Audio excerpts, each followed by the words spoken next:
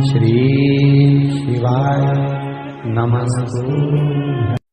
और सुंदर चरित्र कहा, लक्ष्मी आती ही नहीं, बहुत कष्ट है, जमीन जायदाद पड़ी बिक नहीं रही, तो एक काम करना, इतना दुख अगर आपके जीवन में है, त्रयोदशी तिथि आए, कोई सा भी हो, सोमवार रविवार मंगल बुध, कोई सी भी त्रयोदशी प्रदोष, कोई सी भी प्रदोष तिथि आए, उस दिन तुलसी की लकड़ी, पहले से तुलसी आपके घर में अगर सूखी हो, तुलसी सूख गई हो, तो उसकी जो लकड़ी होती है, उस लकड़ी का 7 लकड़ी का बंडल बनाकर दीप बना लो।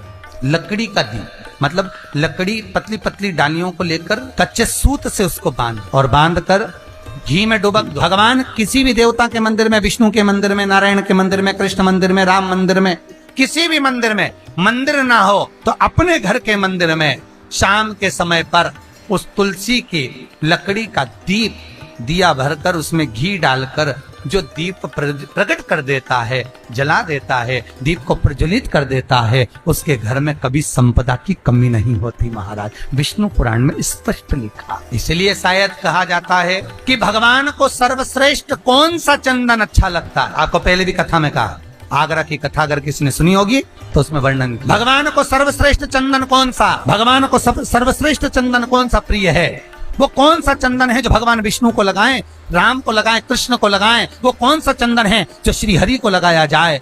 तो जीते जी भगवान विष्णु एक बार गले लगाते हैं, उसको कहते हैं हरि चंदन। कौन सा चंदन है? हरि चंदन। हरि चंदन बाजार में नहीं मिलेगा, हरि चंदन आपको बनाना पड़ेगा। कैसे बनाना है?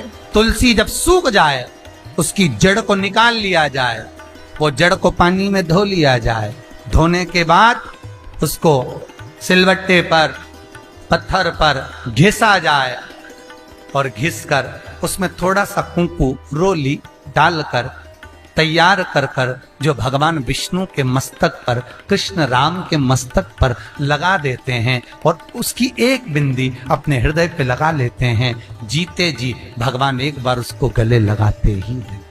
हरि चंदन प्रियता। जैसे शिव महापुराण में रुद्र चंदन का भाव है, शिव महापुराण में रुद्र चंदन का प्रमाण दिया जाता है। अगर आपने लिंग पुराण पढ़ी हो तो उसका 5वां स्कंद अवश्य पढ़िएगा महाराज, और शिव महापुराण अगर पढ़ रहे हो तो उसका कुमार खंड पढ़िए, जिसमें रुद्र चंदन का प्रमाण है। रुद्र चंदन कैसा? रुद्र चंदन का प्रमाण कैसा? तो महाराज कहा, चंदन घिसकर, पीला चंदन घिसकर उस चंदन को 3 मुखी रुद्राक्ष पर लपेट लिया जाता। 3 मुखी रुद्राक्ष पर उस चंदन को लपेटा जाता। लपेटोगे उसके बाद उसको ऐसा गोल करोगे तो एकदम चिकना हो जाए, एकदम, ठीक है, एकदम चिकना हो। और उस चंदन को आप शिवरात्रि के दिन, और कोई से भी महीने की शिवरात्रि, किसी भी महीने की हो, सब फलदायी होता है। अगर आप पंचांग में देखेंगे तो शिवरात्रि लिखी हुई आती है, हर महीने शिवरात्रि पड़ती है।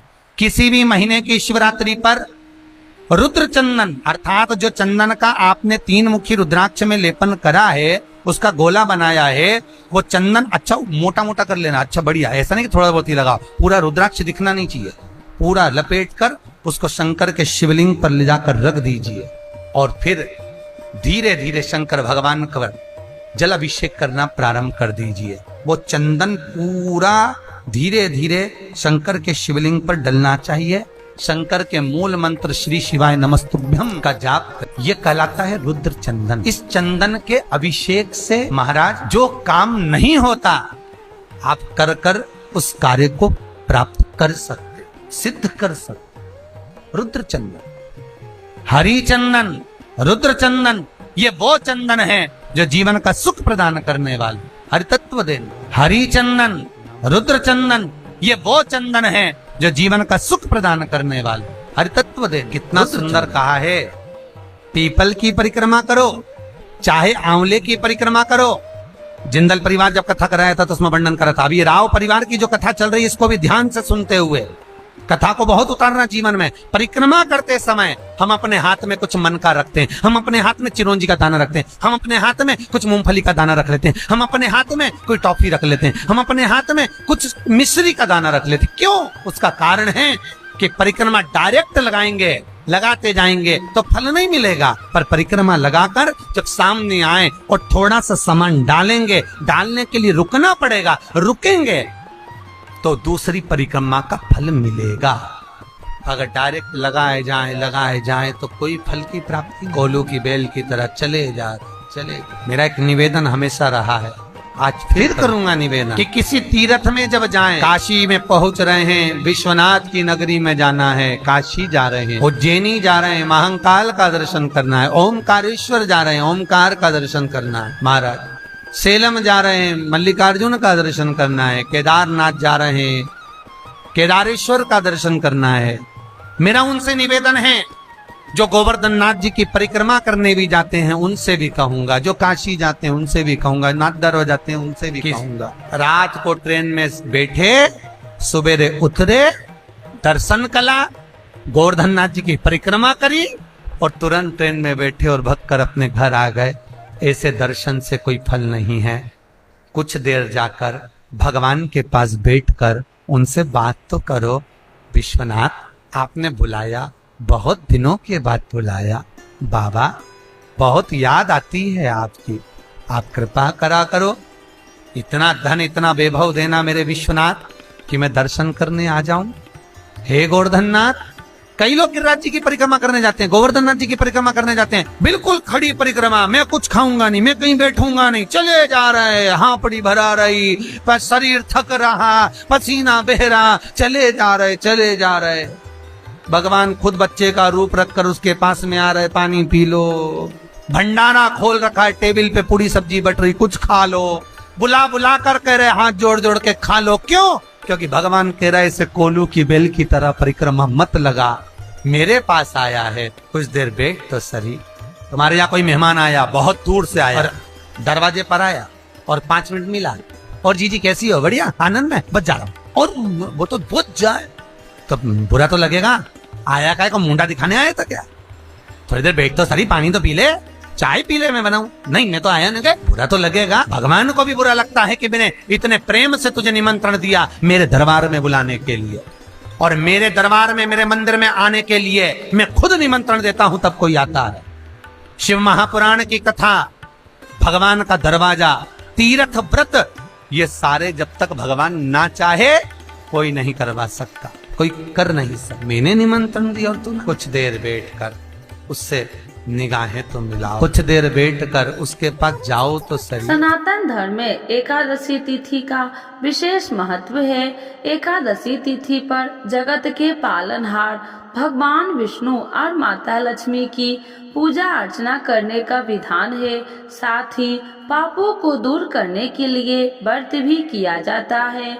धार्मिक मान्यता है कि इन कार्यों को करने से जातक को सभी तरह के संकटों से छुटकारा मिलता है, साथ ही जीवन में खुशियां का आगमन होता है। मार्गशीर्ष माह के शुक्ल पक्ष की एकादशी को उत्पन्ना एकादशी के नाम से जाना जाता है। आइए जानते हैं उत्पन्ना एकादशी का शुभ मुहूर्त और पारण समय के बारे में। उत्पन्ना एकादशी 2024 डेट और शुभ मुहूर्त पंचांग के अनुसार मार्गशीर्ष माह के शुक्ल पक्ष की एकादशी को शुरुआत 26 नवंबर को देर रात 1:01 पर होगी। वही इस तिथि का समापन अगले दिन यानी 27 नवंबर को देर रात 3:47 पर होगा। ऐसे में 26 नवंबर को उत्पन्ना एकादशी व्रत किया जाएगा। उत्पन्ना एकादशी 2024 व्रत पारण समय। एकादशी व्रत का पारण अगले दिन यानी द्वादशी तिथि में किया जाता है। उत्पन्ना एकादशी का पारण 27 नवंबर को दोपहर 1:12 से लेकर 3:18 के बीच कर सकते हैं। व्रत के पालन करने के बाद श्रद्धा अनुसार गरीबों लोगों में अन्न, धन और वस्त्र का भी दान करना चाहिए। मान्यता है कि दान करने से जातक को जीवन में सभी सुखों की प्राप्ति होती है। अब आइए जानते हैं उत्पन्ना एकादशी का महत्व। सनातन धर्म में प्रत्येक एकादशी का विशेष महत्व होता है, लेकिन सभी एकादशियों में से उत्पन्ना एकादशी का सबसे बढ़कर महत्व होता है, क्योंकि शास्त्रों में बताया गया है कि इस एकादशी के दिन एकादशी माता की उत्पत्ति हुई थी। शास्त्रों में बताया गया है कि इस एकादशी के दिन भगवान विष्णु के अंश से देवी एकादशी का जन्म हुआ था। इसीलिए इस एकादशी का सभी एकादशियों में बढ़कर महत्व होता है। इस दिन विधिवत रूप से भगवान विष्णु की पूजा अर्चना की जाती है, क्योंकि एकादशी का व्रत भगवान विष्णु को पूर्ण से समर्पित होता है। शास्त्रों में बताया गया है कि जो भी इंसान इस एकादशी के दिन पूरे विधि विधान से व्रत रखता है तो उसके जन्मों के पाप मिट जाते हैं और व्रत रखने से भगवान विष्णु की कृपा उस पर और उसके परिवार पर बनी रहती है। शास्त्रों में कहा गया है कि एकादशी का व्रत करने से दान, तीर्थ, स्नान और अश्वमेध यज्ञ के बराबर का पुण्य प्राप्त होता है। उत्पन्ना एकादशी के लिए सामग्री: फल, फूलों की माला, धूप बत्ती, गंगा जल, मौली, चंदन, अक्षत, घी, तुलसी की पत्ता, पंचामृत। उत्पन्ना एकादशी पर पूजा विधि: सूर्य उदय से पहले उठकर किसी पवित्र नदी में स्नान करना चाहिए। अगर किसी पवित्र नदी में स्नान नहीं कर सकते हैं तो अपने घर में एक पानी की बाल्टी में थोड़ा सा गंगा जल डालकर स्नान कर ले।